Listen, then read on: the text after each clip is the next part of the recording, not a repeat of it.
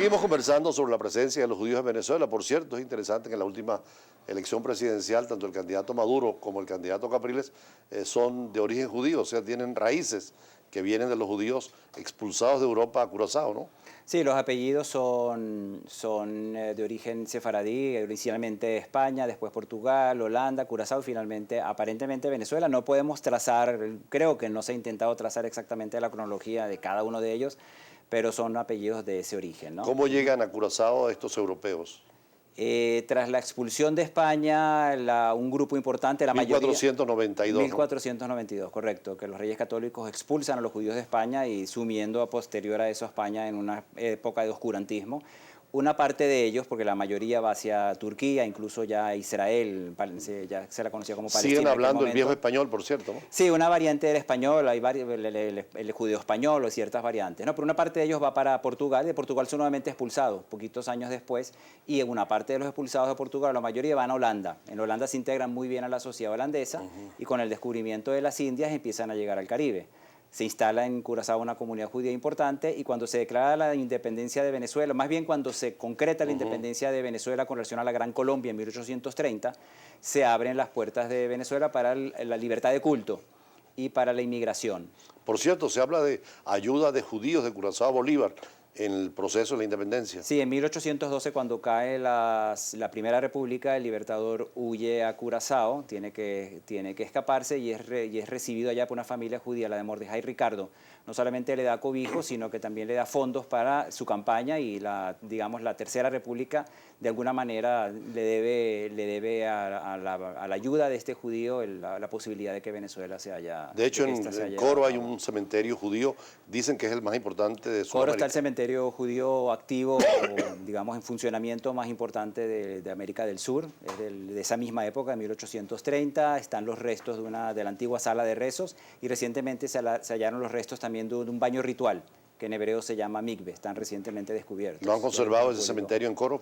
Sí, el cementerio se conserva porque hasta recientemente, creo, unas pocas décadas atrás, todavía han habido entierros de judíos en este cementerio. También en Curazao dicen que es una de las sinagogas más antiguas del continente. Sí, y de hecho la comunidad continúa en Curazao, hay comunidad judía vigente y la sinagoga es patrimonio de la isla y creo que no sé si será a nivel mundial también, ¿no? En Caracas vemos que cerca de la mezquita construida por la comunidad musulmana está una sinagoga muy importante que es la de Mari Pérez, ¿no? Sí, bueno, las sinagogas en Venezuela todas son levantadas con el trabajo y el esfuerzo y el fondo propio de la comunidad judía de Venezuela, ¿no? No se han recibido donaciones para eso, ¿no? Y sí representan desde las primeras sinagogas ya construidas hace más de 70 años, en 1930 se construyó la primera sinagoga que luego fue demolida por razones de crecimiento de la ciudad. Los judíos empezaron a instalarse con toda la libertad que Venezuela nos ha permitido, ¿no? ¿Cuántas sinagogas en Caracas importantes? Quizás podemos hablar de 10 o 12 sinagogas. ¿Por qué esa división sefarditas y esquenazis? Bueno, no me gustaría llamarlo división, más bien es un origen, sí, está asociado a costumbres, sí, sencillamente porque después de la expulsión de los judíos por parte de los romanos en el siglo I de la era común, que fue lo que dio inicio a la gran diáspora judía, una parte de los judíos se asentó en España con el correr de los siglos y otra parte básicamente, ¿no?, en el centro de Europa. Los de centro de Europa los llamamos hoy en día los ashkenazitas y los que se asentaron en España al salir de España en hebreo se dice sefarat, al salir de España quedaron identificados como sefardíes. Entonces son las dos más grandes ramas del judaísmo, sefardíes y ashkenazíes, pero son diferencias de maquillaje, ¿no? En esencia es lo mismo y la referencia nacional de todos los judíos en el mundo es, por supuesto, Israel, el Estado de Israel, ¿no? Israel como Estado, ¿cuántos habitantes tiene? ¿Cuál territorio tiene? Ya están 8 millones de habitantes, el 20% de la población de Israel es árabe, los árabes de Israel son palestinos. ¿Participa en el Congreso, en el Knesset? Sí, totalmente. Israel es una democracia en el Medio Oriente, la única democracia efectiva en el Medio Oriente, y los árabes tienen la igualdad de derechos y deberes que los judíos dentro del Estado, y tienen su representación en el Congreso, de hecho, en lo que en Israel se llama la Asamblea, la Knesset, y de hecho son la tercera bancada más grande dentro de la Asamblea de Israel, ¿no? Y quiero llamar la atención de que un Medio Oriente tan convulsionado, con guerras internas entre diferentes grupos musulmanes, hay chiitas, sunitas, que diariamente vemos conflictos de altísima intensidad. En Israel es el único país del Medio Oriente donde los palestinos son ciudadanos del país. La presencia de palestinos en otros países árabes es en condición de refugiados. Los palestinos en Siria, en Líbano y gran parte de los que están en Jordania, incluso en los países del Golfo Pérsico, siguen manteniendo un estatus de refugiados. Mientras los palestinos que a raíz de la independencia de Israel se quedaron en territorio israelí, fueron ciudadanos inmediatamente y sus hijos son ciudadanos. En cuanto a la crítica de por qué ese pueblo judío europeo se va a Israel y crea un Estado, ¿qué responden ustedes? Bueno, el pueblo judío fue dispersado por los romanos en el siglo I, como dijimos antes, y se dispersaron. Tenían sus reinos, tenían sus templos. Existía un reino judío llamado Israel en lo que después se llegó a llamar Palestina hace 3000 años, con Jerusalén como su capital. Que antes inclusive con Abraham eran primos prácticamente, ¿no? Bueno, los musulmanes arrancan en la historia bastante más tarde, en el año 600 y tantos de nuestra era, mientras la historia judía ya tiene 3000 y tantos años. Pero eso no hace la diferencia, sino el hecho de que los judíos solamente han tenido a Israel como su patria ancestral, como su patria no solamente con vínculos religiosos históricos, sino políticos, y Jerusalén como centro religioso y político de Israel.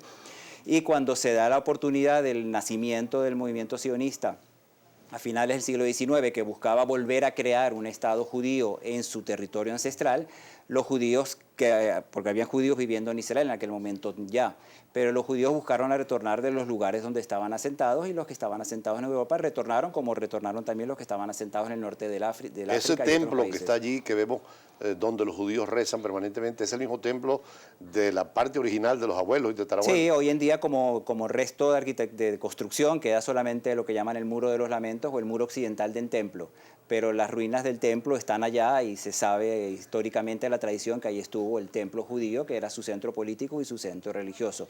Posteriormente, con la invasión de los árabes de Palestina en el año 635 específicamente, y el dominio que los árabes ejercieron sobre el territorio, posteriormente los musulmanes no árabes sino turcos, se construyeron, los árabes mismos habían construido sobre las ruinas del templo una mezquita que también es un lugar de veneración para los musulmanes. ¿Cómo fue esa época del Imperio Otomano, que son 600 años de dominio en todo el Medio Oriente? Sí, de hecho, entraron en 1500 y tanto, entraron en Palestina, sí, y se mantuvieron hasta el fin de la Primera Guerra Mundial, 1918, cuando se deshizo el Imperio Otomano a raíz de la guerra.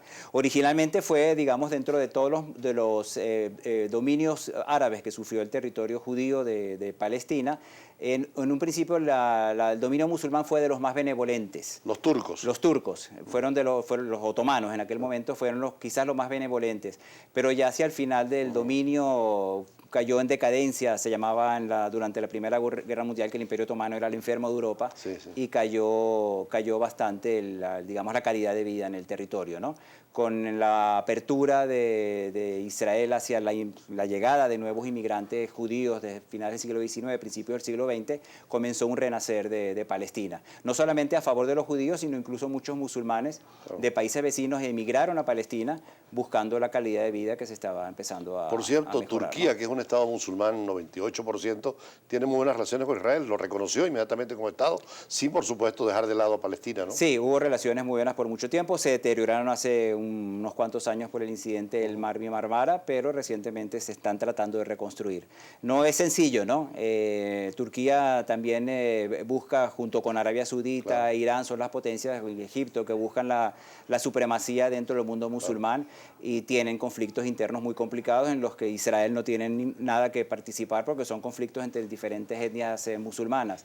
Pero de cualquier manera Israel lo ha dicho y lo ha demostrado con la paz con Jordania y la paz con Egipto, que está abierto a hacer la paz con sus vecinos, y se ha demostrado, digamos, en la situación actual, donde el primer ministro Netanyahu le ha insistido constantemente al presidente de la Autoridad Palestina que se siente a las mesas de negociaciones, y todavía no vemos que hay una respuesta positiva de su parte. Bueno, ¿no? Muchísimas gracias, Alberto Moryussev, arquitecto, miembro de la Comunidad Judía de Venezuela. Nosotros así cerramos nuestro recorrido por los escenarios internacionales. Decíamos que hubiéramos querido entrevistar también al embajador de Israel en Venezuela, pero como él lo explicó, no hay relaciones diplomáticas ni consulares. Ojalá que en la próxima Asamblea Nacional, el gobierno se dé cuenta de que es necesario, como toda América Latina lo decía él, tener relaciones con Israel, por supuesto, tenerlos también con Palestina, porque hay la necesidad de la existencia en paz de dos estados, Israel en su seguridad y Palestina en su autonomía y su independencia. Otra oportunidad será para conversar de otros temas internacionales, siempre con el choque de las imágenes, la fuerza de las palabras y nuestros análisis internacionales. Muy buenas tardes.